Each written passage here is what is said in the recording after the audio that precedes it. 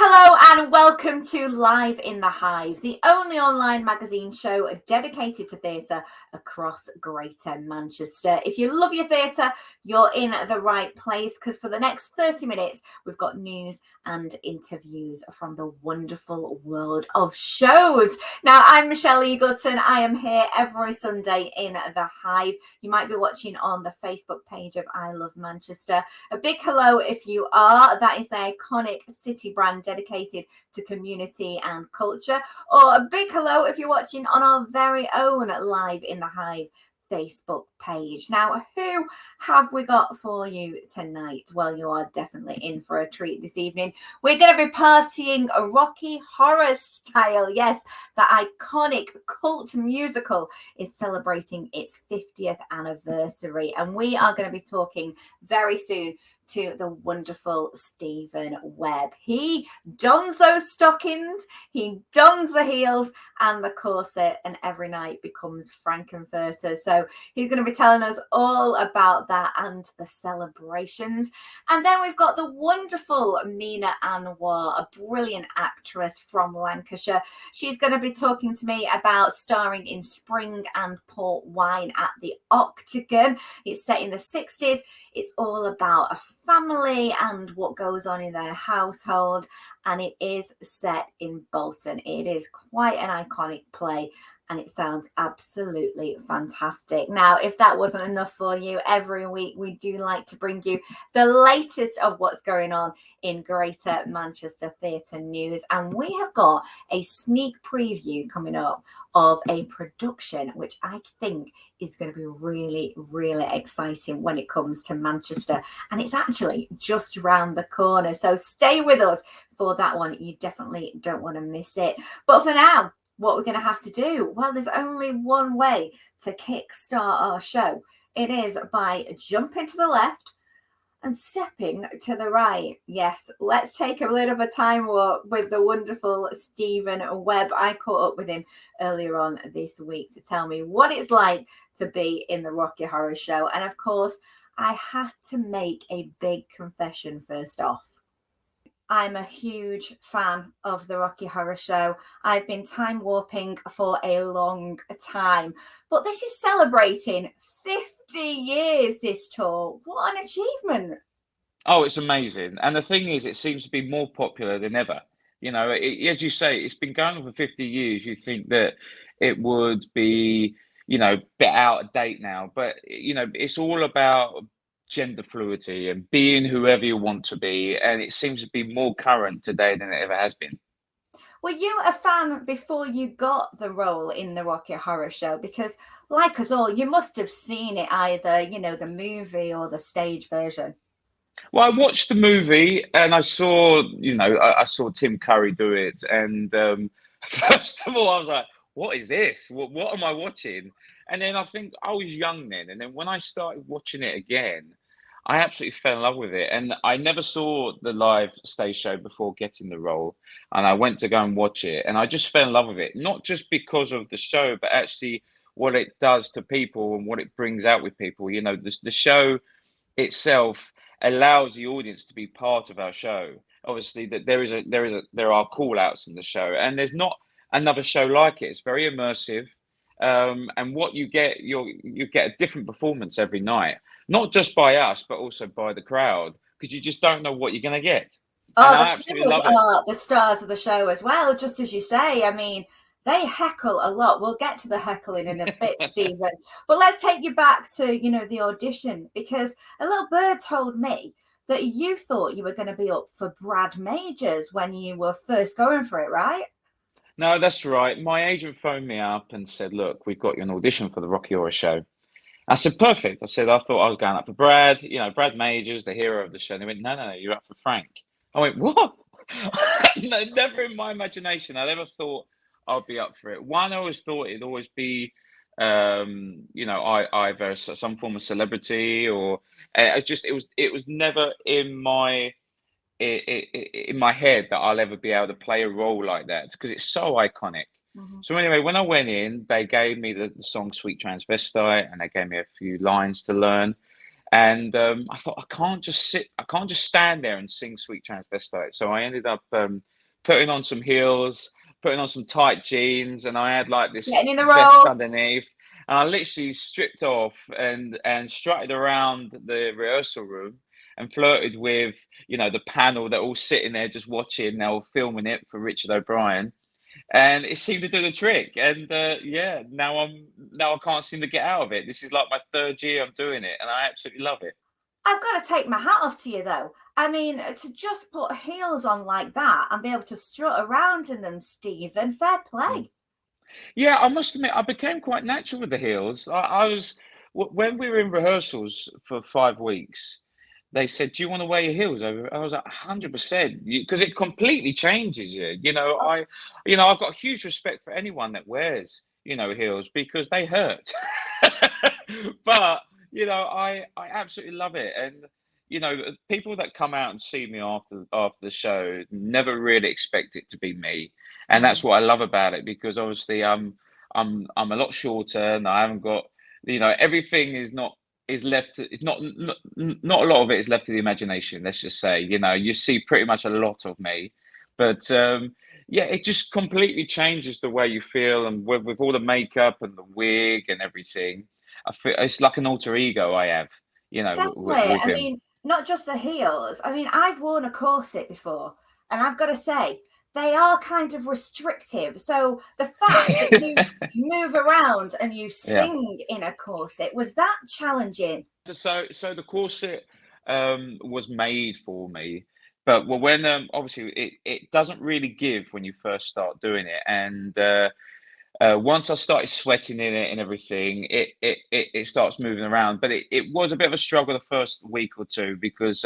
trying to breathe and jumping up and down around stage, it was a struggle. But again, now it just feels like part of me now. As soon as I put it on, it's like molded to my body. So the only thing is, I can't eat what I want to eat. I have to be really careful what I eat, because otherwise I look like a pig in a blanket. Oh, sure. I have seen you on stage. You look absolutely fabulous. And I tell you what, you're really good at coming back with the hecklers. We mentioned them before, but Yeah. I mean, that in itself is really something that the whole cast have got to master. Do you get given some of the retorts to start with and then just build on your own? Yeah, so when we're rehearsing, the creatives will heckle some of the popular lines that they get. And don't get me wrong, each week we do get some new ones, but I've pretty much heard them all now, so I know what they're gonna say. But myself and the narrator to acknowledge them, and so people that heckle at me, majority, most of the time, I've heard it before, and I know what to expect. But Oh, I love it. I absolutely love it, because there are some, especially when it comes to like the weekend, you get some new heckles, and sometimes they catch me out, and I can't help myself but laugh at it, because it is I know. funny. Do you know what? When you watch, you think, I really don't know how they don't corpse on stage, because as viewers, you're just like, oh, this is so hilarious. It really is. You mentioned the narrator there, though. I mean, it's synonymous not just for the heckling, the interaction, but there are famous names that have been the Yeah, narrators over the time. I saw it with Beverly Callard, so she's taken on the narrator. My favourite, I've got to say, is Philip Franks. he's brilliant, and he's coming back. He'll be there. He's had a bit of time off, and he's coming back. But for me personally, he's got to be one of the best narrators that we've had.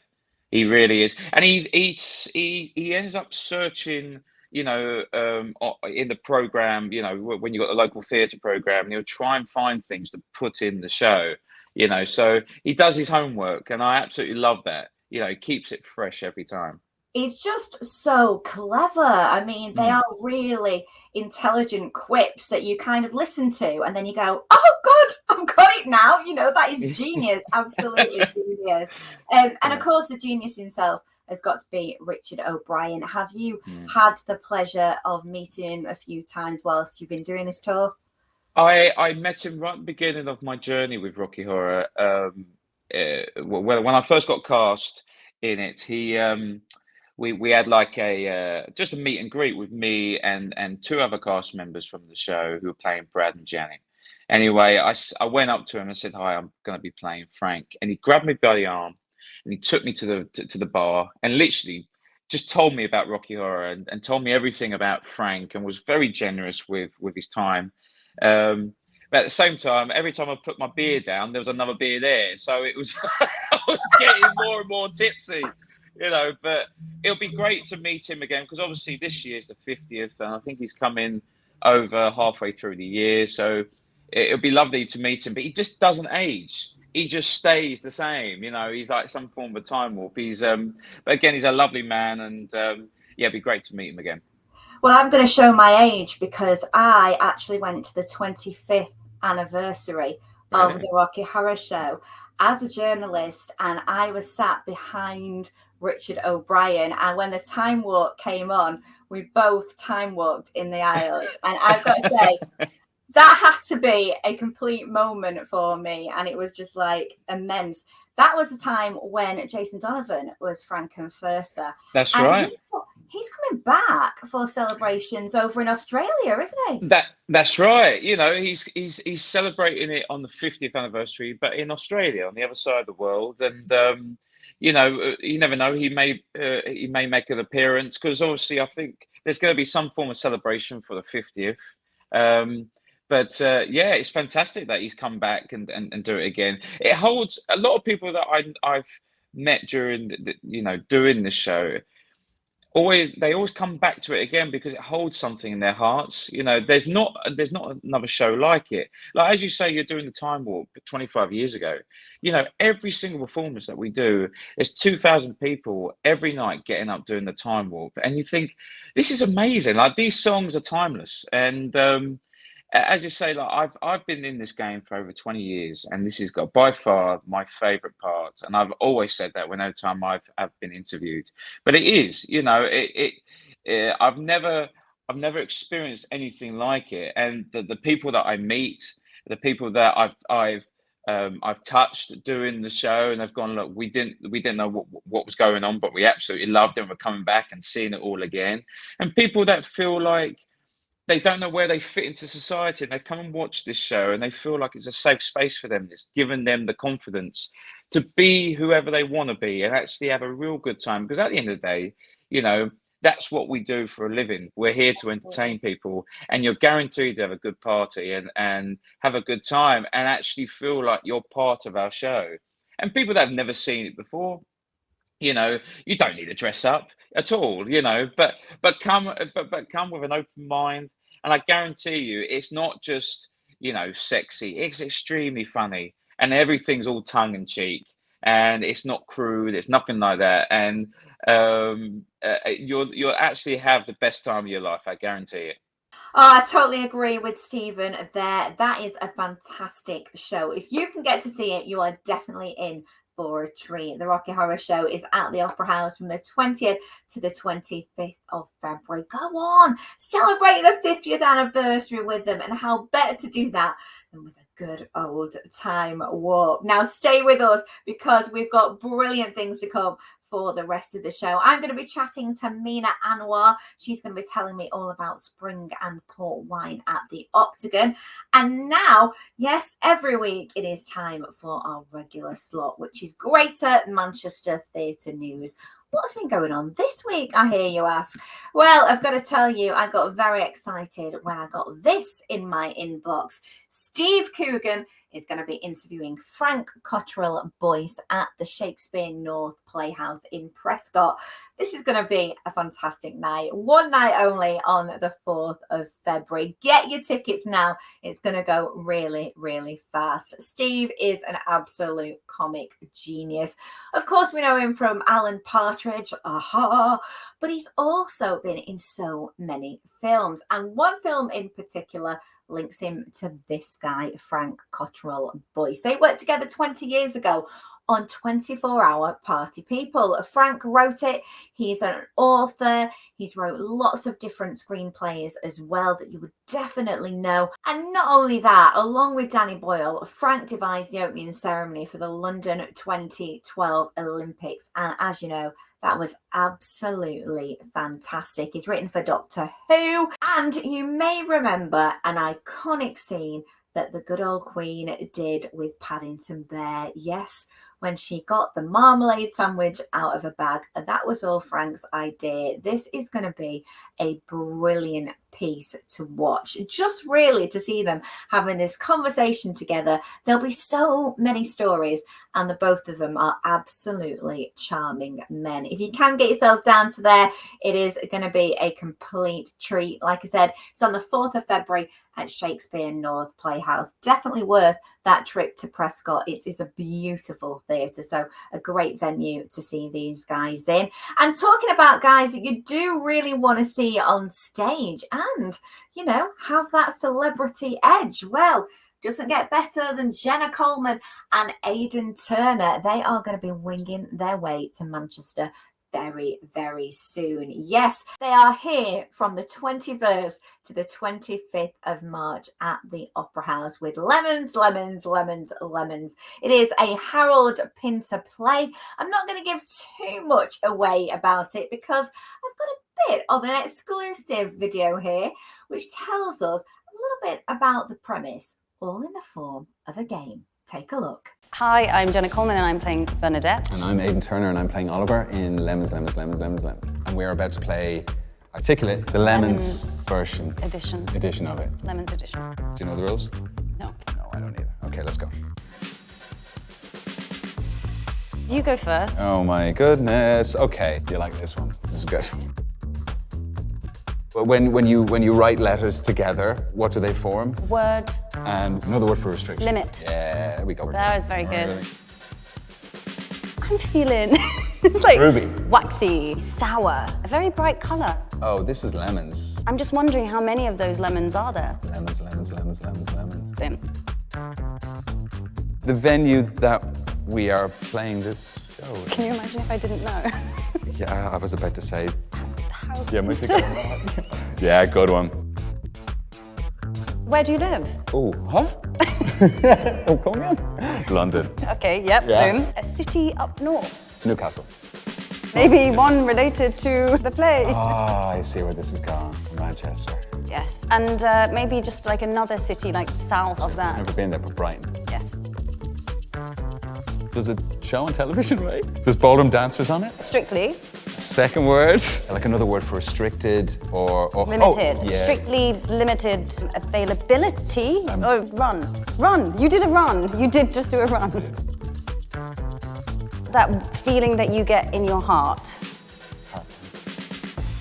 Love. Okay, so love. Yeah. Love you. Oh. Dum, dum, dum, dum, dum. Oh. That's sweet. Heartburn. Heartburn, though. Bloody heartburn. If somebody's in a show, if you're in a Star. Yeah, and you're Starring. You're included, yes. Second word is your name. Starring Jenna Coleman and Aidan Turner. Yeah.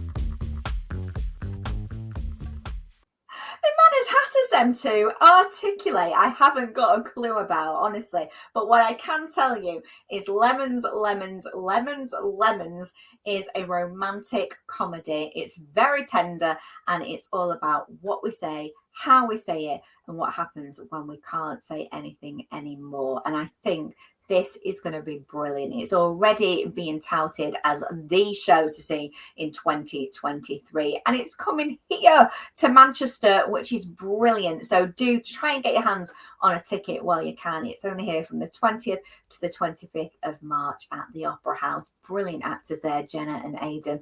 And talking of brilliant actors, well, I got the chance to catch up with a brilliant actress called Mina Anwar. You might know her from The Thin Blue Line, Happy Valley. She has been in loads of stuff and she's currently getting ready to star on stage at the Octagon in Spring and Port Wine. Now, this is known as the Bolton play, but as Mina says, it really does have something for everyone. It's as much relevant to lots of Lancashire people as it is to Bolton. I know it's kind of set here, but I think, to be honest, it's quite a universal story about families. Yeah, it totally is. It's really stood the test of time because this one has been going for quite a while. I mean, it's originally anyway set in 1960s, isn't it? In the working class family that you are the matriarch, Daisy. Yeah, that's right. Yeah, it's set in. We're set in ours in 1966. Yeah. It was written set in 1965 originally, but even those years, because of the kind of social political change happening, especially in the mid 60s, as you know, there's a kind of a boom of how teenagers were wanting to kind of push away a little bit from their family setups, and this play is literally all about that. It's about May Daisy Crompton, who's married to Rafe Crompton, who's played by the brilliant Les Dennis, and their 4 children, who are all trying to navigate wanting to have their own way, have a bit more autonomy, and the changing nature at which parents try to not control them, but to try to understand and negotiate how to let that happen without, because they're trying to protect them and care for them, but also at the same time they know that, you know, times are changing. That's what it says in the play. So yeah. And I think Les's character, your husband, has more difficulty with that letting go, doesn't he? Because I feel like as the mum of this, you're maybe a little bit more lenient, although you've got your own secrets, haven't you, Mina? I don't know how much we can say about that. Well, you can say a lot about it, actually, but the thing is, they're not so much secrets as she's trying to just constantly trying to like look after the family and make sure that she's, you know, she says herself that she's given the task of being like the bookkeeper, you know, and Rafe has this thing of having the housekeeping money. And because actually in those times as well, a woman really had all the say in looking after the housekeeping. But in this house, Rafe likes to make sure that she keeps that going. And that's kind of some kind of cause for gossip as well for the neighbours, because a woman not looking after her own household in terms of money was quite like an unusual thing. So she's trying to do that, not being very good at that side, nurturing the family, knowing all about what's going on with them. And bearing in mind that the play happens over one weekend. Yeah. So from Friday to Monday. So they're in like the fulcrum of all the changes that are happening to their family and how they're going to come out of it differently, literally over the space of 4 days. Yeah, and you know what? I think as well, you know, it is obviously about families, but I think northern families, you know, Lancashire families, they have really got that bond. There is that real passion. And not just Lancashire families. I mean, my you know, I'm from Indian heritage, and that's why this play is interesting, because I was born in Accrington. Actually, in fact, I was born in Blackburn, politically, because the maternity ward in Accrington was shut that year. They'd closed the maternity ward that year. So it's interesting how this play is very could be written now about what we're going through, about people trying to handle money, looking after themselves, you know, thinking about others who haven't maybe got as much and how lucky they are as a family, but at the same time how the youth are trying to push away from their parents. And I think it's really interesting because it could pertain as much to my kind of big Asian family as it could do to the Lancashire family that lived down our street where we grew up as well. And I think that's what drew me to it as well, because I'm, you know, there's many narratives that belong to you, and my northern Lancastrian heritage belongs to me as much as my Asian one. And I think this play sits well within a different, it's kind of represented in a way that's never been done as far as I'm concerned. I mean, I've never been asked to play Daisy before, and I just think it's brilliant to look at it. And for an audience who've never seen it, I think to come and see that it's as much of a sitcom. It's really funny. It's a heightened piece of theatre, and even though it's not realism in that sense, because when you read it, it's different from when you play it. To me, it's morphed into more like some of it's very high farce, some of it's very sitcom, some of it's very like kitchen sink drama. But I suppose now with like how we come at it now in 2023, a play that was written in the 60s, because it is a period piece, but it's also could have been written like yesterday. in terms of what it's talking about. And But how are it's you gelling brilliant. together? How are you Huh? gelling together as a cast then? How's the Yeah, rehearsal brilliant going? cast. Yes, because like we've got my kids, we've got Gabriel Clark, who was in Hollyoaks, we've got Natalie, Adam Fenton, who plays Arthur, and then we've got the wonderful Isabel Ford playing Betsy Jane. So we actually know we're just always hanging about together, and we do go to Olympus. We have fish on Fridays. We go because in the play they do fish on Fridays, and we won't be. We try not to go today because today the King's coming. So we don't know whether we're going to get in to have dinner because it's going to be. know that. Do you not know the King's coming to Bolton today? No. Yeah, it's what is it? The anniversary? Is it the town hall? 150th. It's our anniversary of the Bolton Town Hall. King Charles is coming, and the Queen Consort. Wowzers. Oh, yeah. They'll be getting the fish and chips. They'll be in there getting their orders in, Mina. While we're here, there's going to be hundreds, thousands of people out there, I reckon.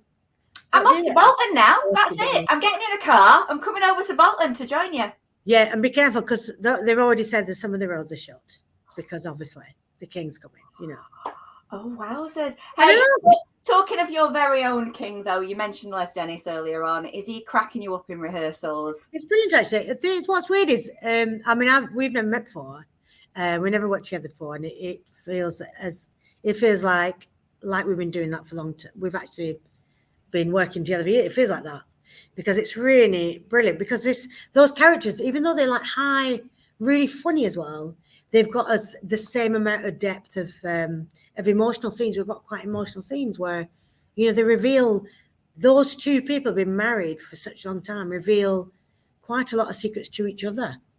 So it's really brilliant, and we're having a laugh, but at the same time working hard because it's a big old play as well. So we're working hard and playing as hard. So it's very nice. Well, have you been watching Happy Valley? Because I remember you being in Happy Valley. Are you still watching the third series? Oh, I watch all of it, yeah. And Sarah, I've known her for years, Sarah. Before was Happy Valley, we did a film called Birthday Girl that Jonathan Harvey wrote. That we did. It was like a 400 set in Leeds. So we did a big like feature length TV film years back. Wow.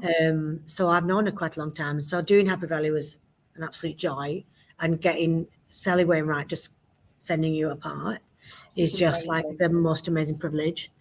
So yeah, I absolutely love it. And a little bit of a tidbit. I will give you a little tidbit. So in the, I don't know if people say, there's a scene where Sarah sat outside a cafe. Okay. Anyway, and that cafe is actually in Bolton. No way, is it? I love stuff like that. Because it's not actually about Bolton, but that cafe is in Bolton. Right. I love it. Like a deluge of people going, which cafe is that? There's only one cafe. It was in last week's episode. Very important scene with Siobhan and Sarah. But that cafe is actually here. I know. Oh, I do like a little behind the scenes gossip. Thank you very much, Mina. If you're a fan of Happy Valley, you will absolutely love that. I don't think I'll ever look at it in the same way again. Who would have thought it was Bolton? Bolton. And of course, Bolton is where Mina is at for the next few weeks, starring in Spring and Port Wine. It sounds like an absolute cracker, so do go and see it if you can. And if you want to find out what is going on elsewhere in the world of theatre, well, you can always check out the latest on I Love Manchester's website. And don't forget, we are busy on social every week, so do give us a follow at Live in the Hive 21. We are on Instagram and Twitter. Spread the word, tell your friends about it. We are here every Sunday night at 8 o'clock with our online theatre magazine show. We're on Facebook, the I Love Manchester Facebook channel, and we're also on Live in the Hive Facebook page as well. We've got loads of guests lined up for next week. I hope you join me then, and until then, have a great week, and I'll see you next Sunday. Bye for now.